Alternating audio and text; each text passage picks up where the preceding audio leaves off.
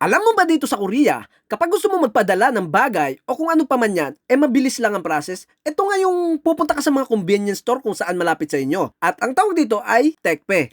Bali, sombrero pa lang papadala natin. Bali, ang binayaran ko lang dito ay nasa 3,700 won. Sa peso natin, nasa Dala muna tayo 100 plus. Ganon. sombrero. Papatik pa, para sa busan. Taga busan na mayroon.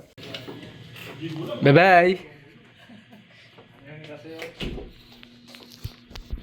At dahil nga may malapit na convenience store dito sa amin, hindi na namin kailangan pumunta ng city o hindi na namin kailangan sumakay ng bus. Ang ginagawa na lang namin dito, naglalakad o nag e-bike. So, napakalapit lang talaga to. Estimated na kung kailan darating sa destinasyon niya, siguro mga 3 araw, 4 na araw. Minsan nga, naabot lang to ng 2 araw. So, ganun kabilis dito.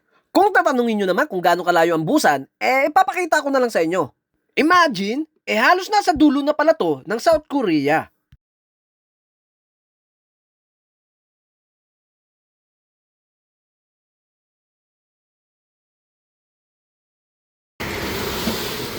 안녕하세요.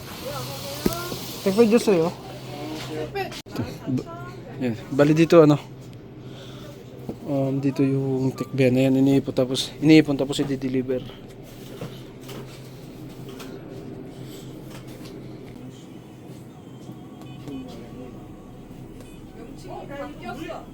Okay na yan.